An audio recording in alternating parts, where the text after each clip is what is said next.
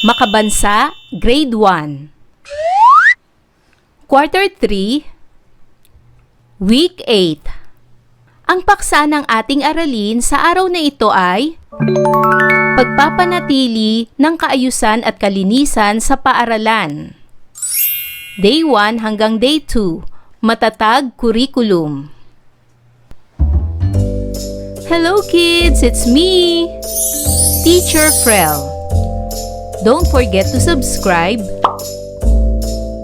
like, and share, and hit the notification bell for the latest video. Sa araw na ito ay pag-aaralan natin sa asignaturang makabansa ang pagpapanatili ng kaayusan at kalinisan sa paaralan. Day 1. Mga layunin. Nasasabi ang mga pamamaraan sa pagpapanatili ng kaayusan sa paaralan sa binigay na sitwasyon. Para sa nilalaman o paksa ng ating aralin, ito ay pagpapanatili ng kaayusan sa paaralan. Sa araw na ito, tutukuyin natin at ipapakita ang mga paraan kung paano mapanatili ang kaayusan sa paaralan. Basahin ang mga sumusunod na salita at ang kahulugan ng bawat isa. Pagpapanatili ng kaayusan. Ito ay ang patuloy na paggawa ng mga tamang gawain upang manatiling malinis, maayos, ligtas, at tahimik ang isang lugar o komunidad. Halimbawa, ang pagpapanatili ng kaayusan ang solusyon para sa kalinisan ng komunidad. Tungkulin. Ito ay mga gawain o responsibilidad na inaasahang gampanan ng isang tao ayon sa kanyang papel sa pamilya, paaralan o pamayanan. Halimbawa, tungkulin ng mga mag-aaral ang mag-aral ng mabuti. Basahin ang sitwasyon at sagutin ang mga tanong. Mayroong dadating na mga bisita sa inyong paaralan upang mag-obserba ng mga pang-araw-araw na gawain sa inyong paaralan. Paano ka makakatulong sa pagsisigurado na maayos ang inyong paaralan sa araw na pagdating ng mga bisita? Gawin ang gawaing ito. Humanap ng inyong kapareha at talakayin ang mga sumusunod. Pag-usapan ang sitwasyon at sagutin ang mga tanong. Ayon sa ating binasa, ano ang maitutulong mo sa sitwasyon? Sa sitwasyong ating binasa, maaari kang tumulong sa pamamagitan ng paglilinis ng silid-aralan at paligid ng paaralan, pagtatapon ng basura sa tamang basurahan, pag-aayos ng mga upuan at mesa, at pagsunod sa mga alituntunin ng paaralan. Maaari kayong magtulungan ng iyong mga kaklase upang mapanatili ang kaayusan at kalinisan. Ano ang dapat gawin sa araw ng pagdating ng mga bisita? Sa araw ng pagdating ng mga bisita, dapat kang pumasok ng maaga, magsuot ng malinis at maayos na uniporme, maging magalang at magiliw sa pakikitungo, sumunod sa guro, at panatilihing tahimik at maayos ang silid-aralan upang makita ng mga bisita na disiplinado at organisado ang inyong paaralan. Ating talakayin ang mga paraan ng pagpapanatili sa kaayusan sa paaralan. Halimbawa, magsuot ng ID sa pagpasok sa paaralan. Mahalaga ang pagsusuot ng ID upang madaling makilala ang mga mag-aaral at matiyak ang seguridad at kaayusan sa loob ng paaralan. Pumila ng maayos sa pagpasok at paglabas sa gate. Ang maayos na pagpila ay nakatutulong upang maiwasan ang siksikan at aksidente at mapanatili ang kaayusan sa gate ng paaralan. Gumamit ng tamang tono ng boses sa pakikipag-usap. Ang paggamit ng tamang tono ng boses ay nagpapakita ng paggalang at nakatutulong upang manatiling maayos at tahimik ang kapaligiran. Itapon ang kalat sa basurahan. Ang tamang pagtatapon ng basura ay nakatutulong sa pagpapanatili ng kalinisan at kalusugan ng lahat sa paaralan. Pag-ingatan ang mga gamit sa paaralan. Ang pag-iingat sa mga gamit ng paaralan ay nagpapakita ng disiplina at malasakit upang magamit pa ito ng iba at ng mga susunod na mag-aaral. Ngayon ay gawin ang gawaing ito. Sabihin mo. Bumuo ng 5 pangkat. Bawat grupo ay magsasabi ng paraan kung paano mapapanatili ang kaayusan sa paaralan sa pamamagitan ng mga sumusunod na sitwasyon. Narito ang mga sitwasyon. Una, nakita mo na hindi maayos ang mga upuan sa loob ng silid-aralan. Pangalawa, nakita mo na madaming mga kalat sa koridor. Pangatlo, nakita mo na may mga kaklase ka na nagtutulakan sa pila. At pang-apat, nakita mo ang mga mag-aaral na sumisingit sa pila sa pagbili sa kantina. Narito ang mga maaaring sagot ng bawat pangkat para sa gawain. Sabihin mo. Narito ang halimbawa para sa sitwasyon bilang isa. Nakita mo na hindi maayos ang mga upuan sa loob ng silid-aralan. Ano ang sasabihin mo? Narito ang halimbawang sagot. Aayusin ko ang mga upuan at mesa bago magsimula ang klase at hihikayatin ko rin ang aking mga kaklase na tumulong upang maging maayos at ligtas ang silid-aralan. Narito naman ang pangalawang sitwasyon. Nakita mo na madaming mga kalat sa koridor. Ano ang sasabihin mo? Narito ang halimbawang sagot. Pupulutin ko ang mga kalat at itatapon sa tamang basurahan. Maaari ko ring paalalahanan ang aking mga kaklase na huwag magtapon ng basura kung saan-saan. Para naman sa pangatlong sitwasyon, nakita mo na may mga kaklase ka na nagtutulakan sa pila. Anong sasabihin mo? Narito ang halimbawang sagot. Maayos ko silang kakausapin at paaalalahanan na pumila ng maayos upang maiwasan ang aksidente at gulo. At para naman sa sitwasyon bilang 4, nakita mo ang mga mag-aaral na sumisingit sa pila sa pagbili sa kantina. Anong sasabihin mo? Narito ang halimbawang sagot. Magpapaalala ako sa kanila ng may paggalang na sundin ang tamang pila at maghintay lamang upang mapanatili ang kaayusan at respeto sa isa't isa. Anong mga pamamaraan na ginagawa mo upang mapanatili ang kaayusan sa bahay mo na katulad sa ginagawa mo sa paaralan? Narito ang mga inaasahang sagot. Una, pag-iingat sa mga kagamitan sa bahay. Gaya ng pag-iingat mo sa kagamitan sa paaralan, katulad rin ng pag-iingat mo ng inyong mga gamit sa bahay. Pangalawa, paggamit sa tamang tono ng boses sa pakikipag-usap sa iba. Gaya ng tamang tono ng pakikipag-usap sa iyong mga magulang. Sa paaralan, ganun din ang dapat gawin. Pakikipag-usap ng tamang tono sa iyong guro at sa iyong mga kaklase. Pangatlo, pagpulot sa mga kalat. Ang pagpulot ng kalat sa loob ng bahay ay dapat mo ring gawin sa inyong paaralan. Ngayon ay gawin ang gawaing ito. Lagyan ng masayang mukha kung ang pangungusap ay naaayon sa inyong natutunan ngayong araw. Malungkot na mukha naman kung hindi. Una, mapapangalagaan ko ang aking paaralan sa pamamagitan ng pagsunod sa mga alituntunin. Ito ba ay masayang mukha o malungkot na mukha?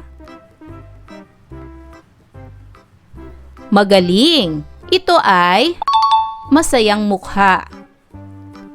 Pangalawa, mapapangalagaan ko ang aking paaralan sa pamamagitan ng pagtulong sa paglilinis ng aming kapaligiran. Ito ba ay masayang mukha o malungkot na mukha? Magaling! Ito ay masayang mukha. Pangatlo, ang aming mga guro lamang ang dapat mag-ayos ng mga gamit sa loob ng mga silid-aralan. Ito ba ay masayang mukha o malungkot na mukha? Tama! Ito ay malungkot na mukha. At pang-apat, aking iiwasan kung may bisita sa paaralan namin upang hindi ako kausapin. Ito ba ay masayang mukha o malungkot na mukha? Tama! Ito ay malungkot na mukha. Para naman sa gawain bilang isa, lagyan ng check ang patlang kung nagsasaad ito ng pagpapanatili sa kaayusan ng paaralan. Una, pagsuot ng tamang uniforme at ID. Ito ba ay check o walang check? Magaling! Ito ay may check. Pangalawa, pakikipag-unahan sa pila palabas ng school gate. Ito ba ay may check o walang check? Tama, ito ay walang check. Pangatlo, paglalaro habang may klase. Ito ba ay may check o walang check? Tama, ito ay walang check. Pang-apat, pakikipag-usap ng malakas ang boses. Ito ba ay may check o walang check? Tama, ito ay walang check. At panglima, pagliligpit ng pinagkainan pagtapos ng recess. Ito ba ay may check o walang check? Tama, ito ay may check. Day 2. Mga layunin. Una, natutukoy ang mga gawain na nagpapakita ng pagpapanatili ng kalinisan sa paaralan. At pangalawa, nakakalahok sa mga gawain na nagpapakita ng pagpapanatili ng kalinisan sa paaralan. Para sa nilalaman o paksa ng ating aralin, ito ay pagpapanatili ng kalinisan sa paaralan. Sa araw na ito ay tutukuyin natin ang mga paraan sa pagpapanatili ng kalinisan sa ating paaralan at makikilahok tayo sa mga gawaing nagpapakita nito.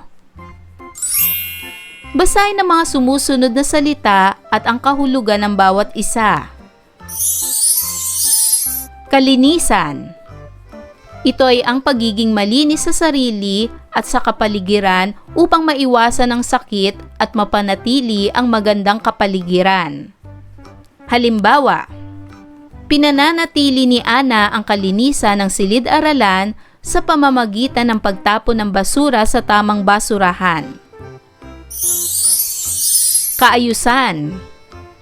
Ito ay ang pagiging maayos, disiplinado at pagsunod sa mga patakaran upang magkaroon ng kapayapaan sa isang lugar.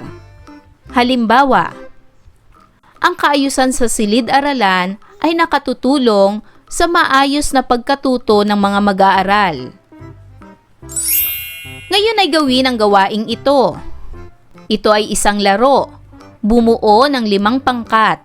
Sa bawat letrang babanggitin ay magbibigay kayo ng gamit na may kinalaman sa kalinisan na nagsisimula sa letrang binigay. Halimbawa, letrang S. Ano ang mga gamit na may kinalaman sa paglilinis o kalinisan na nagsisimula sa letrang S? Tama! Ang mga gamit na ito ay sabon, sanitizer, sako, kung saan maaring ilagay dito ang mga basura, at sampayan, kung saan Dito isinasampay ang mga nalabhang damit. Letrang B. Anong mga gamit na may kinalaman sa kalinisan ang nagsisimula sa letrang B? Tama. Ito ay basurahan at basahan. Letrang T. Anong mga gamit na may kinalaman sa kalinisan ang nagsisimula sa letrang T? Tama. Ito ay tubig at tissue. Tukuyin ang mga pamamaraan sa pagpapanatili ng kalinisan sa paaralan katulad ng mga sumusunod. Mga pamamaraan sa pagpapanatili ng kalinisan sa paaralan. Una, itapon sa basurahan ang mga kalat. Ginagawa ito upang mapanatiling malinis ang paligid at maiwasan ang pagkalat ng dumi at sakit. Pangalawa, ibalik ang mga gamit sa tamang lagayan. Mahalaga ito upang madaling mahanap at magamit muli ang mga kagamitan at manatiling maayos ang lugar. Pangatlo, punasan ng tissue o basahan kung mayroon mang natapon. Ang agarang pagpupunas ay makaiiwas sa pagdulas, mabahong amoy at pagdami ng mikrobyo. Pang-apat, itapon ang tubig na madumi na at walang takip na hindi nagagamit upang maiwasang bahayan ng lamok.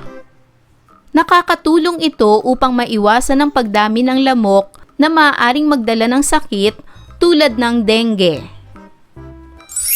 Panglima, ilagay ang mga pinagkainan sa tamang lagayan sa kantina. Ipinapakita nito ang disiplina at pagtulong sa pagpapanatili ng kalinisan sa kantina. Pang-anim, itapon sa tamang basurahan ang iyong kalat. Ang tamang pagtatapon ng basura ay nakatutulong sa maayos na segregasyon at kalinisan ng kapaligiran. At pang-pito, itabi ang mga gamit na maaari pang gamitin muli. Mahalaga ito upang maiwasan ang aksaya at makatulong sa pangangalaga sa kapaligiran. Para sa gawaing ito, bawat isa ay magpapakita ng gawaing nagpapanatili sa kalinisan katulad ng pagpupunas sa mga bintana, pagwawalis sa koridor, pagpulot ng kalat o basura sa loob o labas ng silid-aralan. Ano ang iyong naramdaman habang ginagawa ang paglilinis? Bakit mahalaga ang pagpapanatili sa kalinisan sa paaralan?